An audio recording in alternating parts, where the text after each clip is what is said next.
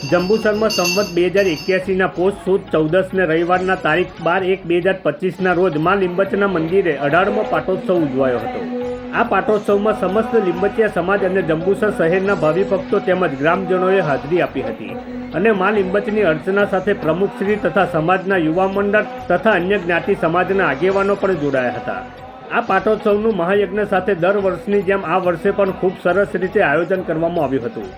આ મહાયજ્ઞમાં 3 જોડાઓએ પવિત્ર પૂંજામાં બેસવાનો લાભ લીધો હતો અને એ સાથે મહાપ્રસાદનું પણ આયોજન કરવામાં આવ્યું હતું। આ પાટોત્સવમાં મા લીંબચ સમાજના આગેવાનો તથા પ્રમુખશ્રી તથા અન્ય જ્ઞાતિ સમાજના મહાનુભાવોના હસ્તે ધોરણ 1 થી 12માં અભ્યાસ કરતા પાસ થયેલ વિદ્યાર્થીઓને ઇનામ વિતરણ કરવામાં આવ્યું હતું। ત્યારબાદ મા લીંબચના પાટોત્સવમાં આવેલ સર્વ માઈ ભક્તોએ માતાજીના દર્શનનો લાભ લઈ મહાપ્રસાદી ગ્રહણ કરી ધન્યતા અનુભવી હતી।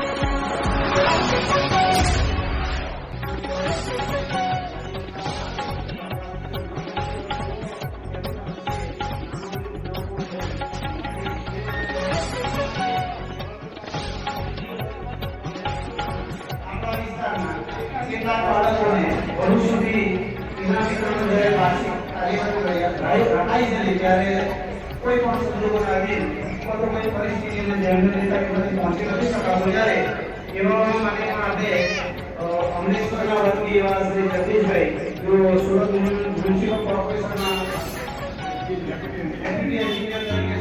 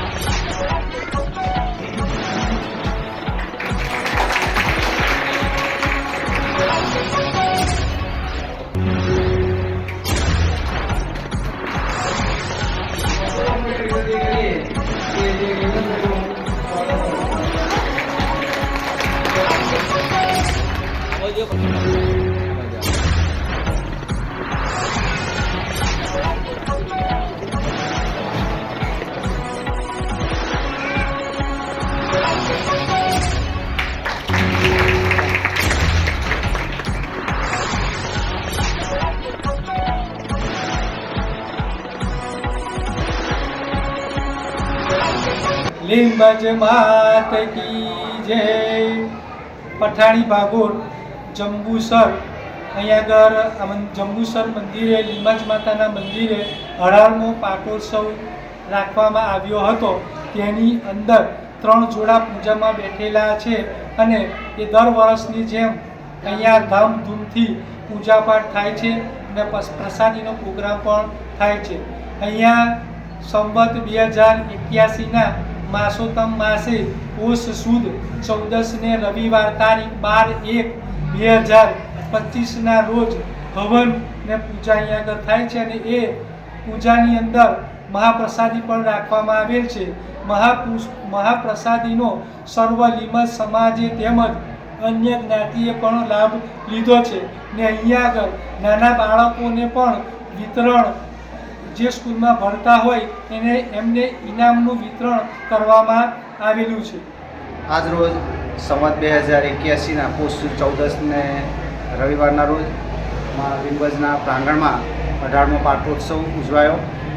આ પાટોત્સવમાં સમસ્ત લીંબચિયા સમાજ અને ગામના પણ જંબુસર શહેરના ભાવિ ભક્તોએ પણ આજના પાટોત્સવમાં હાજરી આપી અને મહાપ્રસાદીનો પણ લાભ લીધો અને સૌએ માની અર્ચના સાથે પ્રાર્થના સાથે આજના પાટોત્સવને 18મા પાટોત્સવને ખૂબ ધામધૂમથી ઉજવવામાં આવ્યો અને સૌનો આભાર પ્રમુખ મંત્રી તેમજ સમસ્ત યુવા મંડળ આ કાર્યક્રમને વેગવંતો રાખી ખૂબ ઝડપથી ટૂંકા ગાળામાં આયોજન કરી બહુ સરસ રીતે આયોજન કરવામાં આવ્યું અને બહુ સફળ રીતે આ કાર્યક્રમ સફળ બનાવ્યો અને મહાયજ્ઞ પણ અહીંયા યોજ્યો હતો. મહારાજશ્રીની સ્તુતિય હવન સાથે મહારાજશ્રીએ પણ આ યજ્ઞ પૂજાનો લાભ લીધો અને તેઓના દ્વારા યજ્ઞ સંપન્ન કરવામાં આવ્યો.